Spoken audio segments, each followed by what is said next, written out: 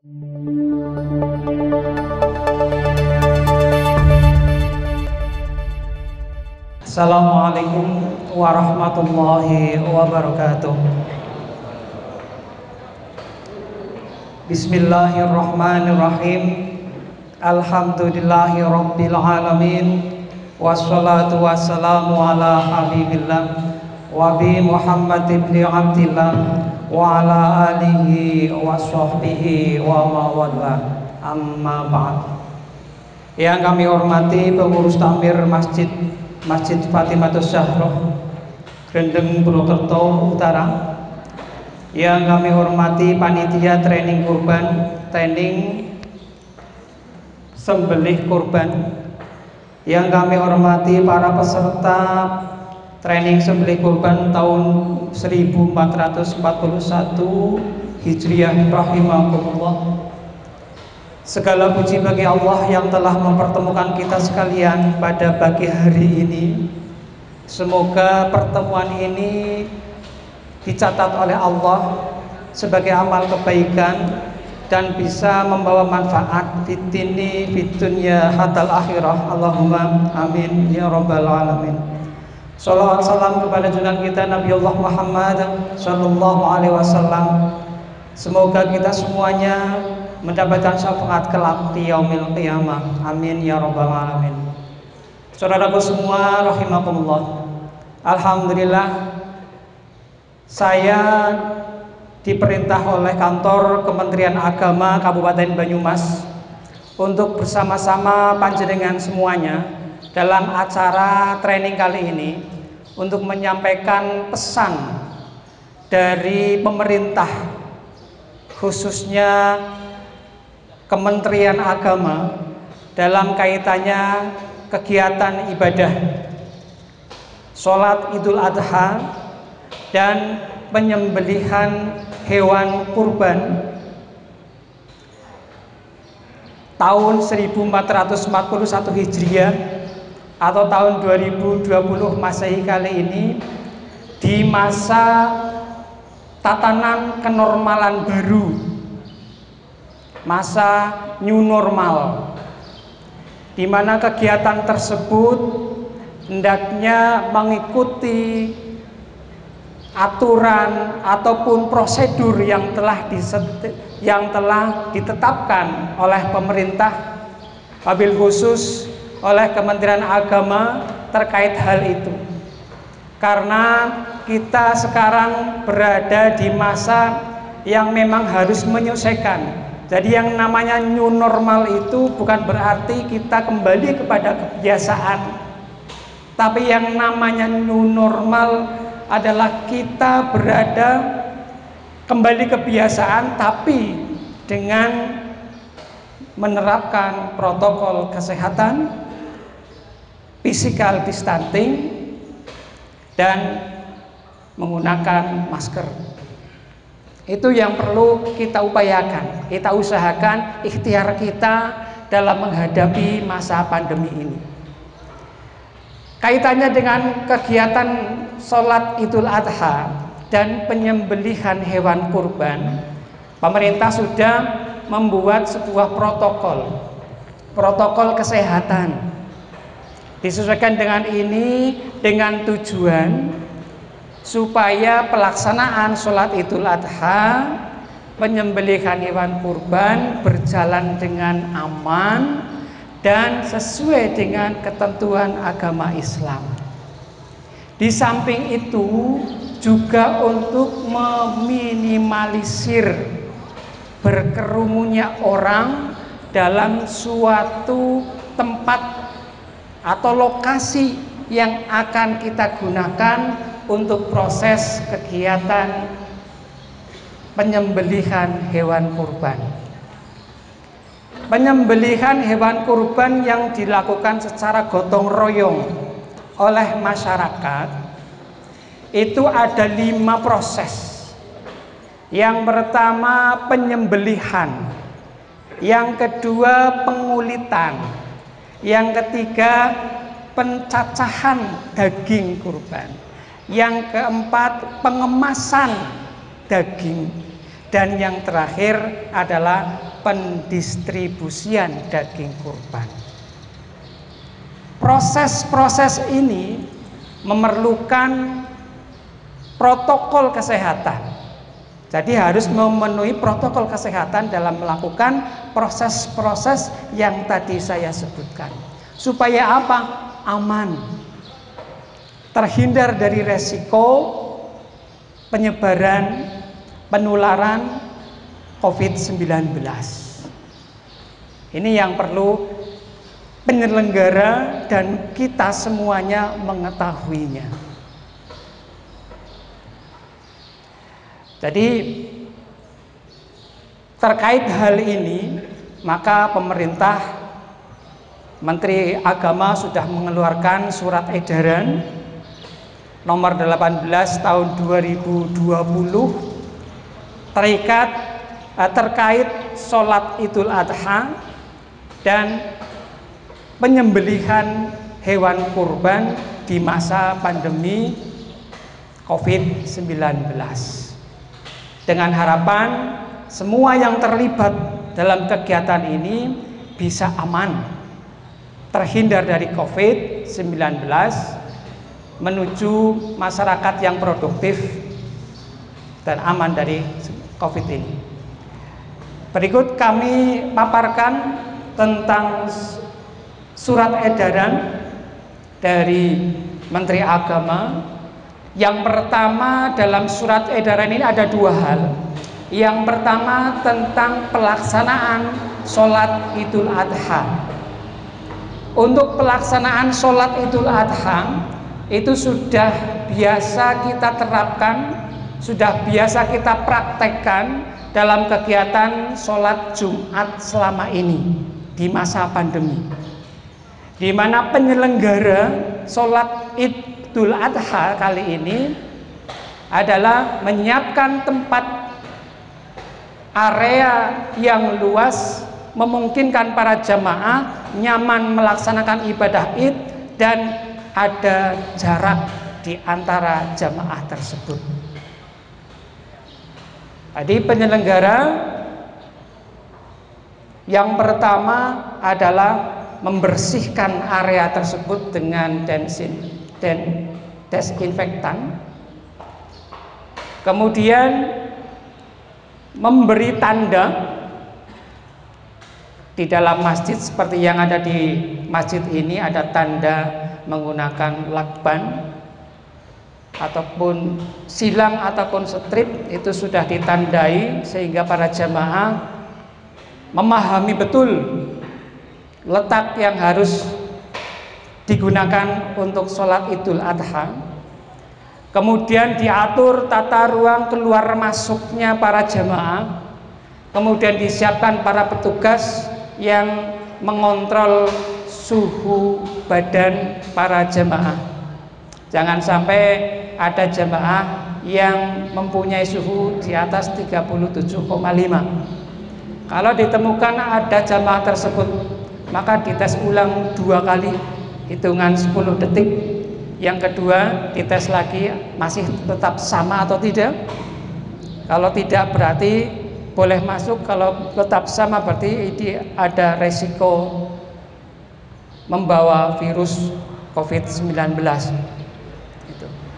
Kemudian setelah disiapkan segala sarana oleh penyelenggara sholat Idul Adha, kemudian disampaikan kepada masyarakat untuk tetap membawa masker atau menggunakan masker, kemudian membawa alat sholat sendiri, baik sajadah ataupun alas, manakala kita di luar masjid ataupun di luar area lantai masjid, sehingga perlu membawa alas sendiri. Kemudian jaga jarak yang sesuai dengan protokol kesehatan, itu adalah 2 meter antar satu jemaah dengan jemaah lainnya. Tapi praktek di lapangan sejauh ini 2 meter itu menyebabkan jemaah tidak menempati masjid yang ada di lingkungan kita. Kalau 2 meter itu kita terapkan. Ini saja 90 cm. Itu pun sudah membuat jamaah sampai belakang, apalagi kalau 2 meter. Kalau Masjid Istiqlal memungkinkan sekali karena memang luas. Tapi kalau masjid kita rata-rata kecil, sempit, sementara jamaahnya banyak, sehingga yang terpenting para takmir masjid menerapkan jaga jaraknya adalah yang terpenting ada jarak di antara jamaah lainnya. Minimal 1 sajadah kecil. Rata-rata itu. Yang 1 meter ataupun kurang dari 1 meter itu belum semuanya, mengingat tempat ibadah yang kita gunakan tidak sama lebar maupun panjang dari masjid yang digunakan.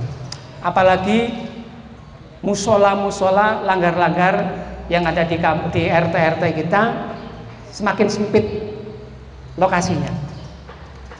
Kemudian tidak ada jabatan tangan di antara para jamaah, dan tidak lupa untuk selalu menyediakan hand sanitizer ataupun air mengalir, kemudian disediakan sabun untuk cuci tangan setiap kali masuk ataupun keluar dari area sholat Idul Adha. Dan penyelenggara sholat Id selalu menyampaikannya, mengharap ataupun menghimbau kepada para jamaah untuk mematuhi protokol kesehatan demi kebaikan bersama. Karena kalau ada 1 jamaah yang diindikasikan terkena wabah ini, maka 1 area, 1 masjid akan diswab rapid test untuk meminimalisir penyebaran peredaran dari penyakit COVID-19. Ini untuk protokol tempat sholat Idul Adha. Saya rasa sudah memahaminya insya Allah, karena sudah dipraktekkan selama ini sejak dibukanya masjid untuk pelaksanaan ibadah oleh para takmir masjid. Yang terpenting yang kami ingatkan sekali lagi dalam hal ini adalah khotib. Himbauan pemerintah dalam pelaksanaan khutbah itu jangan terlalu lama, dipersingkat.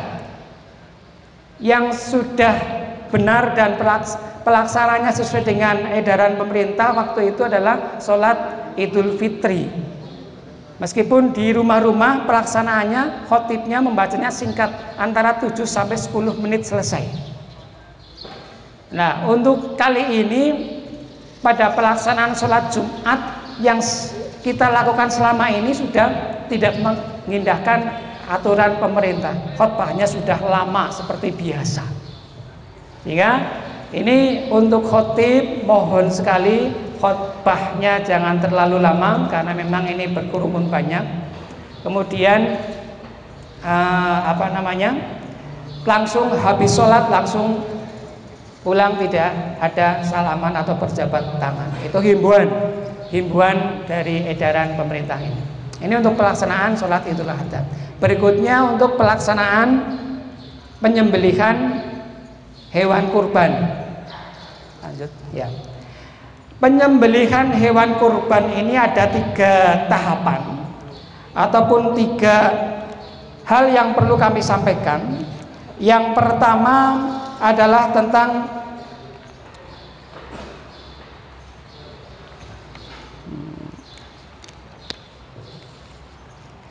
penerapan jaga jarak atau physical distancing bagi panitia ataupun pelaku-pelaku yang akan melaksanakan pemotongan, pengulitan, pencacahan, dan pengemasan daging kurban. Yang pertama, tidak seperti tahun-tahun sebelumnya, area untuk penyembelihan kurban, maka panitia hendaknya mencari lokasi yang memungkinkan bahwa area tersebut dapat untuk jaga jarak di antara para pelaku penyembelihan kurban. Itu.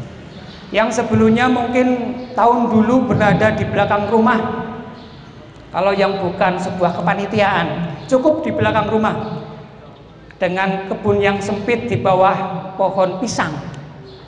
Tapi sekarang karena sedang masa pandemi, maka mohon untuk dicari tempat yang luas. Misalnya untuk kambing, potong kambing, tempat yang luas, paling tidak lokasinya untuk lapangan seperti lapangan bulu tangkis itu kan luas. Area seperti itu. Nanti ada tempat yang untuk jaga jarak di antara para pelaku pemotongan ataupun pencacahan daging itu. Yang kedua, penyelenggara mengatur kepadatan di lokasi penyembelihan. Sudah barang tentu karena ini jaga jarak ya, ada tanda seperti ini gitu. Si kambing paling tidak ada 2 orang ya, yang mengurusinya. Setelah nanti penyembelih, nanti ada tenaga pengulitan pencacahan, itu ada 2 orang. Itu ada jarak di antara mereka. Pengaturan jarak antar panitia pada saat pemotongan,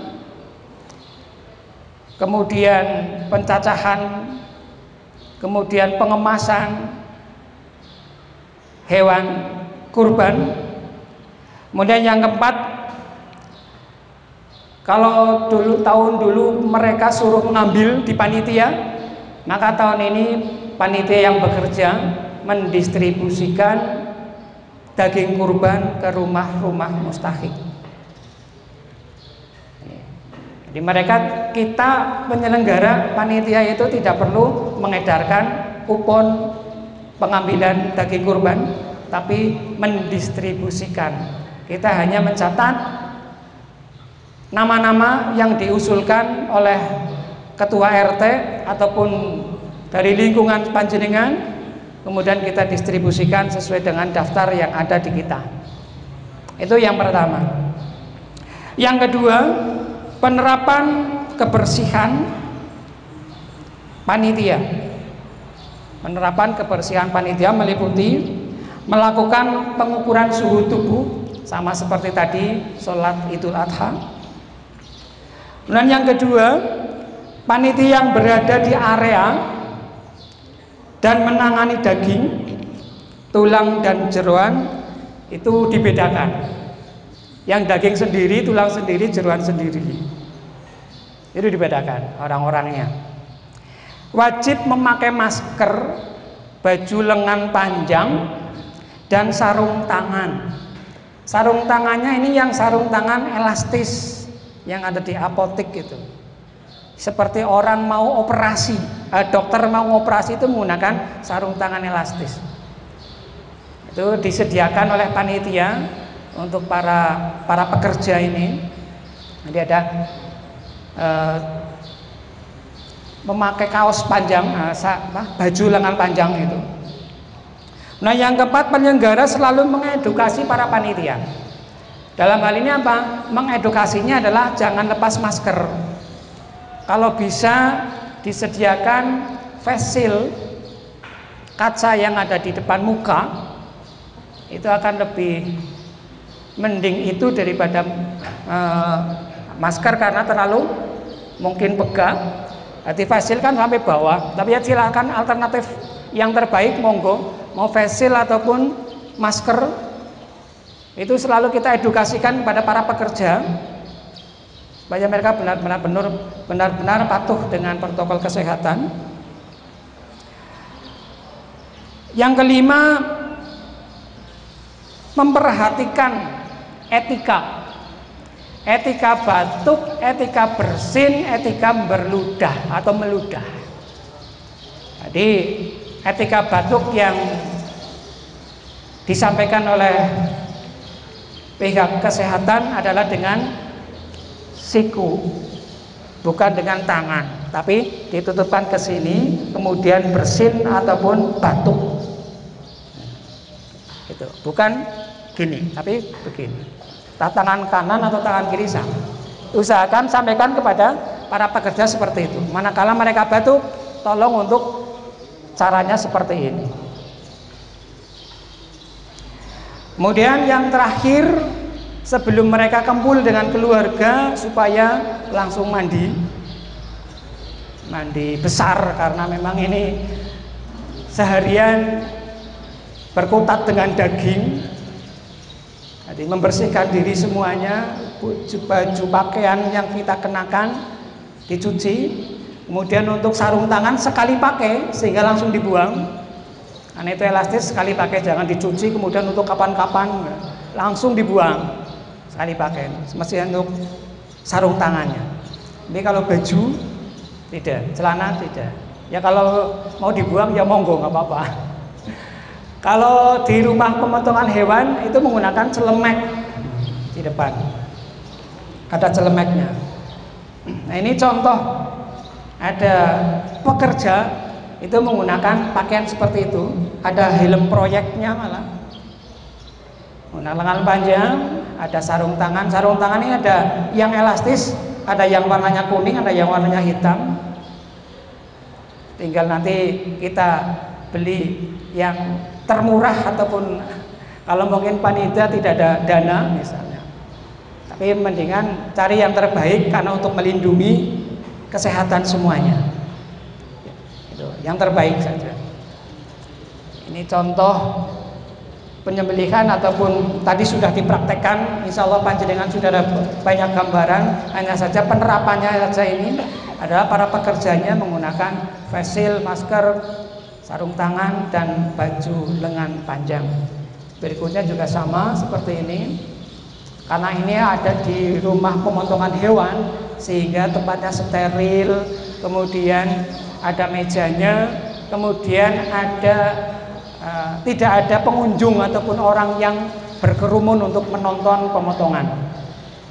Kalau di tempat kita kan pasti banyak orang, bahkan banyak anak-anak, karena kepengen melihat hewan sapi ataupun kambing disembelih, karena mereka jarang sekali melihat pemotongan di lingkungan kita. Paling tidak hanya setahun sekali pemotongan hewan. Nah ini kalau memungkinkan ya ada satir yang mengelilingi area kalau memungkinkan. Kalau enggak ya berarti yang penting adalah area yang luas untuk pelaksanaan ini. Selanjutnya yang ketiga, penerapan kebersihan alat. Ini. Yang pertama, melakukan pembersihan dan disinfeksi. Alat yang kita gunakan itu ada berapa?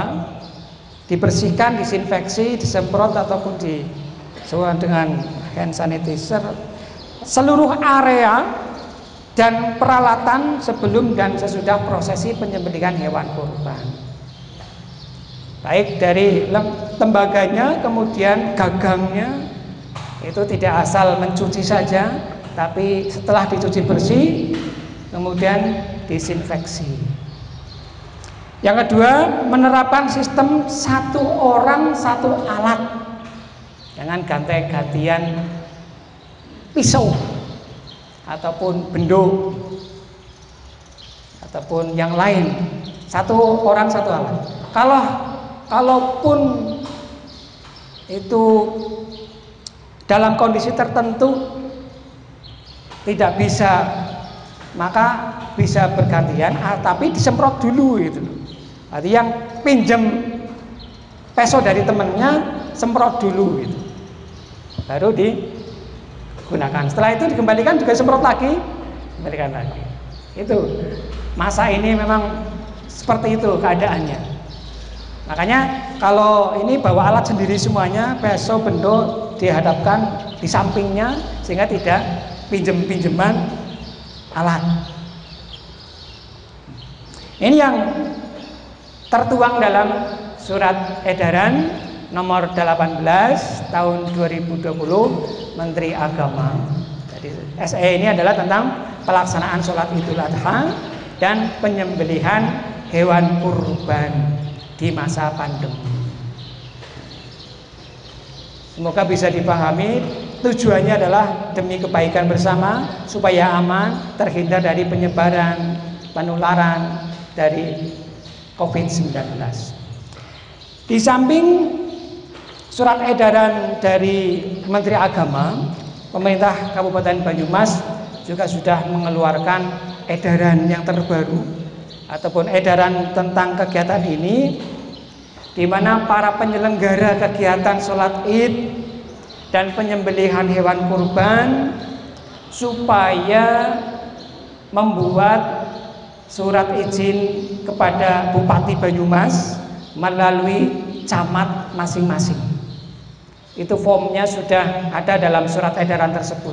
Jadi di sana nanti muncul tentang area yang akan kita gunakan, izinnya, area yang akan kita gunakan di mana, kemudian untuk menyembelih apa. Muncul berikutnya lembar kedua adalah susunan kepanitiaan. Berikutnya adalah para petugas, pemotongnya siapa, petugas pekerjanya siapa saja. Kemudian surat pernyataan siap melaksanakan, mematuhi protokol kesehatan. Jadi satu bendel itu disampaikan, ditujukan kepada bupati melalui camat masing-masing. Ini jarak 1 minggu kita buat, nanti sore ataupun besok Minggu Ahad, kemudian Senin dimasukkan ke kecamatan. Insya Allah nanti sebelum pelaksanaan sudah turun izinnya. Termasuk kemarin sholat Jumat saja, itu kan sudah ada edaran bupati untuk melaksanakan protap ini, para takmir supaya membuat surat izin, tapi ternyata belum 100% takmir mengajukan izin kepada bupati. Sehingga minggu kemarin masih ada visitasi dari kabupaten mengecek tempat ibadah apakah sudah sesuai dengan protokol apa belum. Nah ini maka kita ya marilah kita patuhi bersama aturan ini demi kebaikan. Maka dari itu saya hanya menghimbau kepada penyelenggara, kepada panitia korban untuk mengisi, hanya sekedar mengisi form yang sudah ada contohnya, kemudian kita ajukan kepada camat. Apa sulitnya, tinggal diisi saja. Ini beberapa hal yang terkait hal itu yang kami sampaikan, surat edaran ini dan kebijakan dari Kabupaten Banyumas. Demikian, terima kasih atas perhatiannya. Mungkin ada sesuatu yang bisa kita diskusikan, monggo. Kalau bisa saya jawab, kalau enggak nanti PR buat saya gitu. Terima kasih. Assalamualaikum warahmatullahi wabarakatuh. Waalaikumsalam warahmatullahi wabarakatuh. Terima kasih banyak kepada Muhammad atas himbauannya. Semoga tadi yang disampaikan beliau bisa kita pahami bersama. Monggo sudah dibuka sesi diskusi. Ya.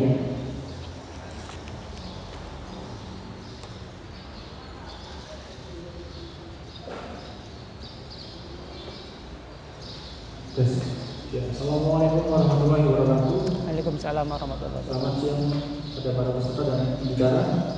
Saya Hamidya dari Masjid Baitul Amanah Semampir. Pak, saya mau tanya mengenai protokol kesehatan di masjid lingkup RT. Apakah perlu membatasi jamaah untuk hadir hanya dari wilayahnya atau tidak, Pak? Terima kasih.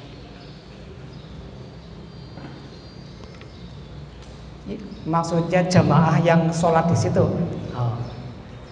Pada prinsipnya untuk protokol kesehatan ini adalah diterapkan di semua tempat ibadah, baik itu masjid, musola ataupun gereja, vihara dan sebagainya. Pada prinsipnya itu sama. Sehingga manakala ada jamaah yang di luar area ataupun di luar tempat ibadah ini, untuk diminimalisir untuk tidak melaksanakan kegiatan di sini. Tapi praktek sekarang itu sudah tidak mengindahkan. Banyak takmir yang sudah tidak mengindahkan karena memang itu adalah tempat ibadah yang dilalui oleh banyak lalu lintas orang gitu loh. Tetapi ada masjid yang menyediakan tempat khusus.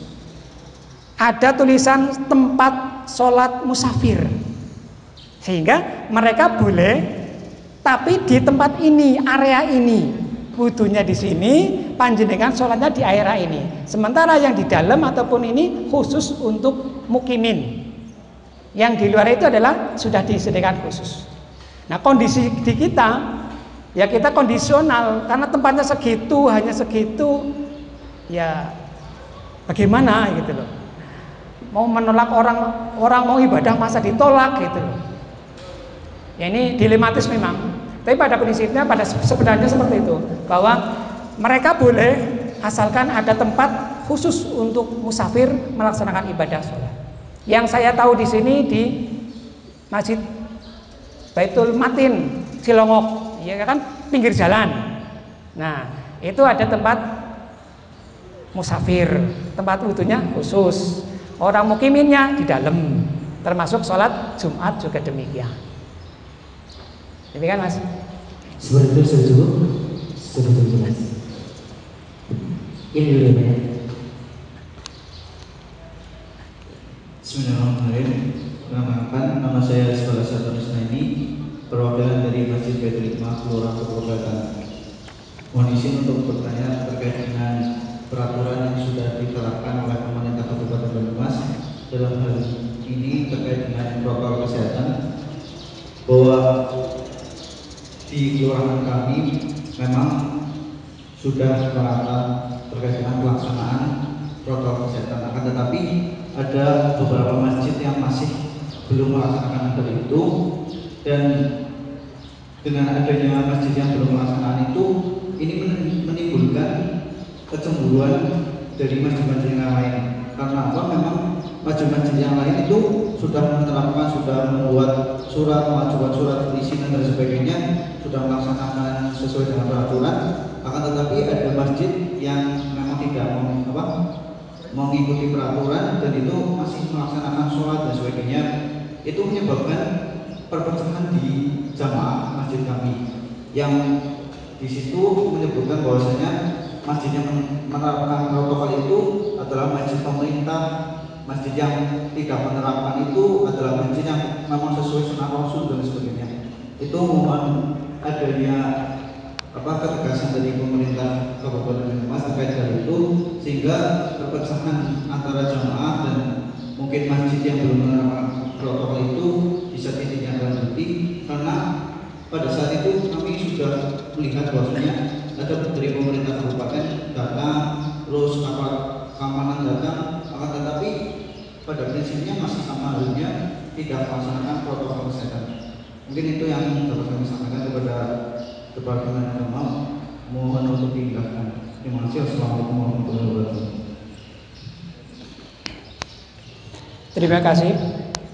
Ini berarti malah masukan buat kami untuk bisa menindaklanjuti terhadap masjid-masjid ataupun takmir masjid yang masih belum melaksanakan protokol kesehatan. Jadi nanti sampaikan saja kepada saya, nanti kami teruskan masjid mana, kemudian apa nama masjidnya, wilayah mana, itu yang jelas nanti kami sampaikan kepada pimpinan, kemudian akan ditindaklanjuti. Karena ini semuanya adalah semata-mata untuk kebaikan bersama. Jadi jangan lagi kita mendengar adanya klaster baru yang ditimbulkan oleh tempat ibadah. Kita sebagai umat Islam hendaknya menjadi barometer, menjadi contoh buat yang lain bahwa kita melaksanakan ibadah itu aman. Dalam hal ini bukan saatnya untuk adu argumentasi tentang kodo, tentang kodar, tentang fikih dan sebagainya. Tapi kita berada di dalam masa pandemi yang harus kita kedepankan itu. Tawakal memang betul. Ini dalam masalah pandemi ini kita teringat peristiwa itu suku Badui, suku Badui yang mampir di Masjid Nabawi pada saat itu untuk menemui Rasulullah, di mana suku Badui ini naik onta, kemudian masuk, ontanya tidak diikat, sehingga Rasulullah berkata, kamu kesini naik apa? Naik onta. Ontanya mana? Itu di luar. Loh kok nggak diikat? Ikat dulu. Lah biarin. Saya sudah tawakal. Orang hilang iki. Ikat dulu. Ikat dulu lalu bertawakal. Ikliha summa wa tawakkal 'alallah. Setelah itu bertawakal. Jadi orang tawakal itu tanpa usaha adalah seperti tangan kosong. Jadi maka dalam hal pandemi ini kita belajar dari iktibar dari ini bahwa segala sesuatu itu adalah kita ikhtiar dulu, usaha dulu, kemudian baru berdoa, bertawakal kepada Allah.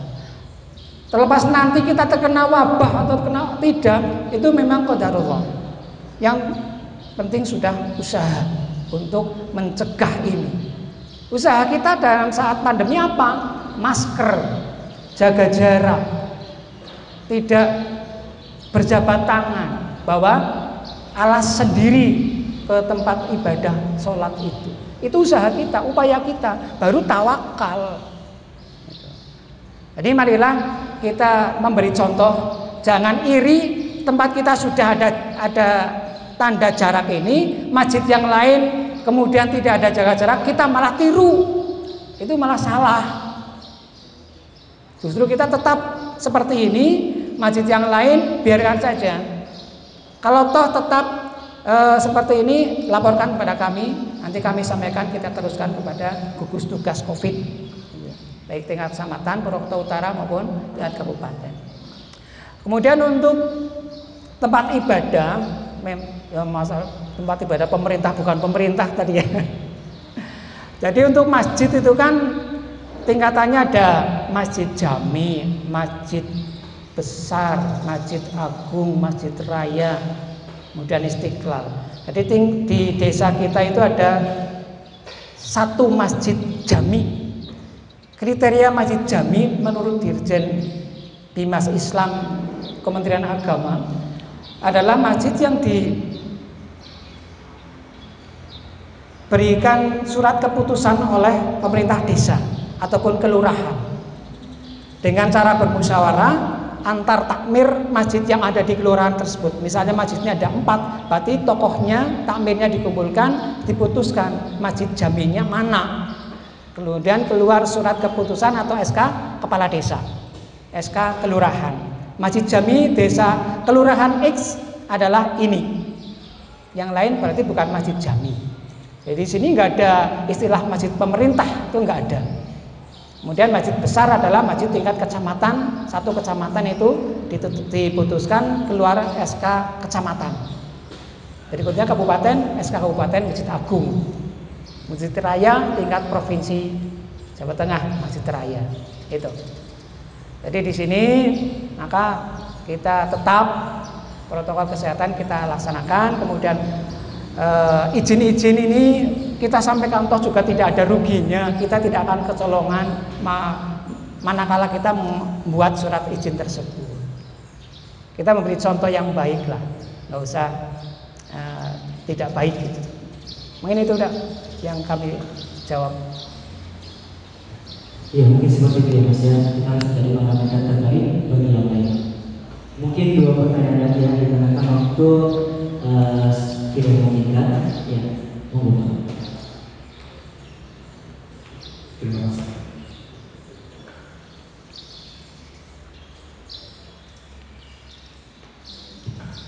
Assalamualaikum warahmatullahi wabarakatuh. Saya Muhammad dari Jambi, dari Musola Al-Muslim. Pada hari Kamis kemarin lusa, kami panitia korban datang ke kelurahan karena mendengar bahwa panitia korban harus meminta izin untuk menjalankan pembelian warga. Tetapi di kelurahan malah bingung, tidak tahu bahwa ada formulir yang harus diisi. Kemudian saya dapat informasi bahwa ini ternyata memang ada, cuma kalau kelurahan baru tahu ini banyak orang yang tadinya berniat patuh menjadi bingung karena kok ada. Mohon informasi yang didapat formulir itu ada di mana, kalau ada di internet di yang mana, di mana, supaya nanti semua panitia selalu sama formulir yang tadi. Prosedurnya apa langsung ke kecamatan.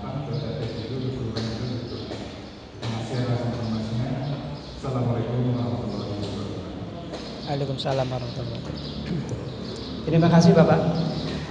Untuk prosedur perizinan pelaksanaan ibadah sholat Idul Adha dan penyembelihan kurban itu sudah tertuang dalam surat edaran Bupati Banyumas nomor 451/3082/2020 tertanggal 14 Juli 2020, di mana surat ini itu secara lengkap tentang proses pelaksanaan ibadah sholat id dan juga proses pelaksanaan penyembelihan hewan kurban. Tadi sudah ada lampirannya, form-form yang harus panjenengan isi itu ada 5 form, ada 5 item. Yang pertama yang ditujukan kepada bupati melalui camat, yang ditandatangani oleh ketua panitia, kemudian menyebutkan lokasi penyembelihan, alamat secara jelas, kemudian dilampiri dengan susunan kepanitiaan. Susunan kepanitiaan di sini memunculkan ada babinsa, ada pengarahnya adalah dari lurah, babin kamtibmas, babinsa, dua-duanya muncul. Jadi babin kamtibmas dan babinsa dimunculkan. Kemudian tokoh masyarakat, kemudian ketua, wakil ketua, sekretaris dan koordinasi seksi anggota. Kebutuhan orangnya disesuaikan dengan kebutuhan panjenengan untuk jumlah dari kepanitiaan. Kemudian daftar petugas. Petugasnya itu dari pemotongnya siapa, petugas pekerjanya yang akan merumat hewan tersebut siapa saja dimunculkan. Lembar keempat tentang daftar checklist yang harus panjenengan isi, bahwa panjenengan sudah membersihkan area, sudah mendisinfeksi area tersebut, dicentang, sudah apa belum, tinggal dicentang. Dan form yang terakhir adalah surat pernyataan yang panjenengan tanda tangani tentang menyatakan bahwa siap menerapkan protokol kesehatan. Ini saya ada filenya, kalau mau nanti kami share ke panitia sehingga panitia menyampaikan ke panjenengan, sehingga tinggal jangan mengunduhnya kemudian diisi gitu. Untuk protokol kesehatan sesuai dengan surat edaran dari Bupati Banyumas. Demikian Bapak. Ya, seperti itu sudah jelas Pak ya. Nanti untuk formnya bisa diunduh tadi yang sudah dijelaskan. Baik, satu pertanyaan lagi ya Pak ya. Ya, monggo.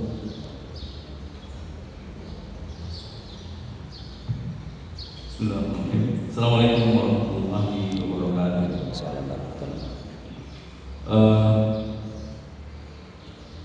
Ada beberapa pertanyaan ya Pak Ketua Aman. Yang pertama, sebagai pengurus masjid, kalau kita menjaga supaya jemaah yang akan ikut sholat, katakanlah sholat wajib maupun nanti dengan berada di apa namanya temperatur Suhu. Sementara ini standar 37,3 ya. Toleransinya berapa yang berbeda? Ini yang pertama. Yang kedua, protokol kesehatan untuk pengelolaan penyembelihan hewan kurban ini kan dilakukan untuk melindungi pelaku pelaksanaan kurban, di mana itu perlukan peralatan dan perlakuan yang itu ketat. Kalau mau makin sih, tentunya perlu biaya yang tinggi. Kemudian yang kedua ini belum dibahas adalah daging kurbannya nanti akan dikonsumsi orang banyak. Tanggung jawab panitia tidak kecil. Bagaimana pastikan itu tidak terkuat nanti? Oke.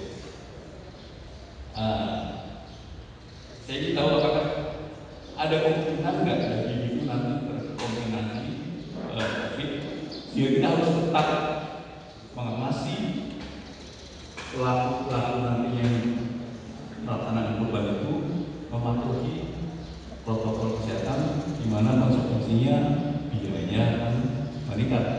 Ada face mask, ada hand sanitizer, sabun tangan, dan sebagainya. Tapi kalau itu memang diperlukan supaya memastikan bahwa kurban aman konsumsinya itu banyak orang. Jadi jangan sampai justru pelaksanaan kurban ini malah nanti menyebarkan COVID. Mohon dijelaskan.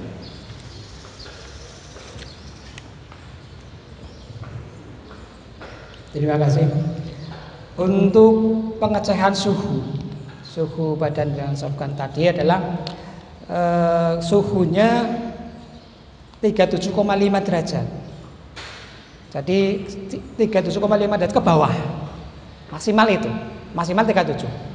Yang rata-rata kita diukur suhu badannya setiap kali masuk sholat Jumat itu kan antara 36,2, 3 atau bahkan ada yang 35 gitu.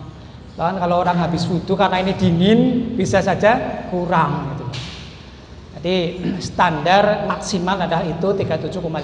Kalau ternyata ada 37,5 pas 3,5 dan lebih, maka 2 kali pemeriksaan dengan jarak 5 menit. Pertama 37,5, tunggu dulu 5 menit lagi, orang itu nggak boleh masuk dulu. Setelah 5 menit tembak lagi, kok tetap sama, berarti itu mohon untuk tidak masuk ke area. Gitu.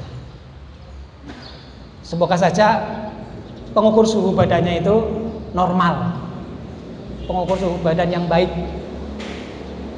sehingga kalau orang lain bisa 36, kok jenengan 37 saja, berarti kan memang panjenengan sedang tidak fit ataupun suhunya naik, sehingga untuk tidak masuk area. Dengan hormat panjenengan mohon pulang, tidak ikut sholat Idul Adha di tempat ini. Itu takmir harus tegas demi kebaikan bersama. Kemudian yang kedua, memang kemarin menjadi diskusi kami tentang hewan, tentang daging gitu loh ya. Di dalam surat edaran Menteri Agama memang tidak dibahas secara spesifik tentang daging yang akan dibagikan kepada para mustahik. Jadi kalau sesuai dengan kesehatan memang perlu ada tim medis yang mengecek, tim medis hewan maksudnya, tim medis dari entah itu dinas peternakan ataupun dokter hewan atau mantri hewan untuk mengecek hewan-hewan yang akan kita sembelih. Biasanya kalau yang sudah itu pengecekan setelah penyembelihan.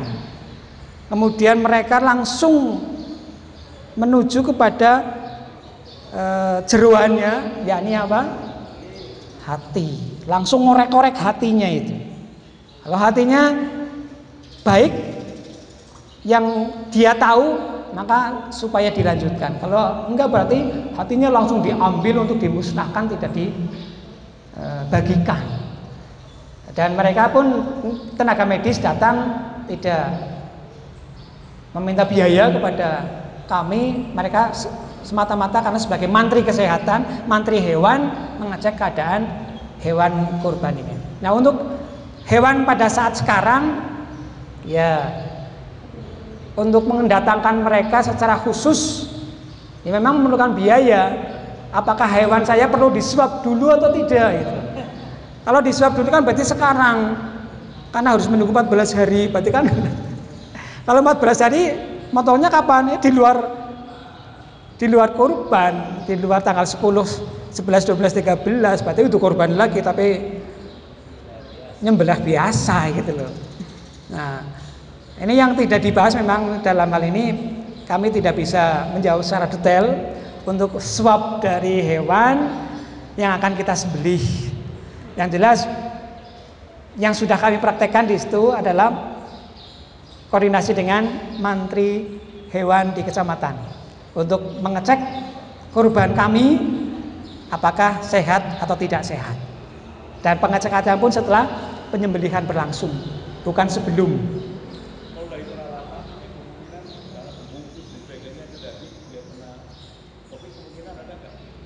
Gimana?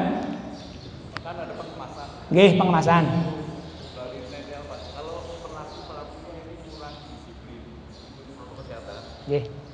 kan bisa Nggih. nah misalnya yang maksud saya supaya Nggih. kita harus Sepakat. pengawasannya itu pasti karena ini akan dibagikan. Betul. Sekali Oke. zaman tidak semua orang kan di situ Pak. Siap. Apakah ada kemungkinan bisa kemarin dari Ya, terima kasih. Makanya kita sebagai panitia untuk ketat mengedukasi kepada para pekerja ini bahwa sesuai dengan protokol ini adalah dengan menggunakan sarung tangan elastis. Karena kalau sarung tangan yang kain kan susah dan juga susah untuk memegang, susah untuk bekerja. Jadi sarung tangan elastis wajib kita adakan. Kita sepakati bersama, panitia wajib mengadakan sarung tangan elastis yang harus dipakai oleh para pekerja. Kemudian pakai pakaian panjang, kemudian masker. Jadi selalu kita edukasi mereka dari penyembelihan sampai nanti pendistribusian selesai. Itu. Dengan harapan tadi supaya tidak timbul penyebaran yang lebih luas. Jadi kalau penyebaran mereka yang ya harapan kami kita bersama sih tidak gitu ya. Timbul dari memegang karena tidak memakai sarung tangan, kemudian pegang daging, apakah itu terkena atau tidak? Secara ini karena dunia medis penyalurannya bagaimana? Mohon maaf saya tidak bisa menjelaskan ini. Ini dunia medis soalnya. Jadi penyalurannya saya hanya bisa menjelaskan tentang pencegahan saja ini. Jadi semoga saja sih ya tidak sampai ke situ lah. Dengan cara nanti setelah diterima oleh para mustahik, dicuci bersih, insya Allah kemudian dimasak dengan suhu yang panas. Insya Allah semoga saja ya harapan kita bersama kurban tahun ini tidak memakan kurban. Allahumma kurban tapi tidak memakan korban. Baik panitia, pekerja, pelaksana maupun para mustahik yang akan menerima daging kurban. Demikian Bapak.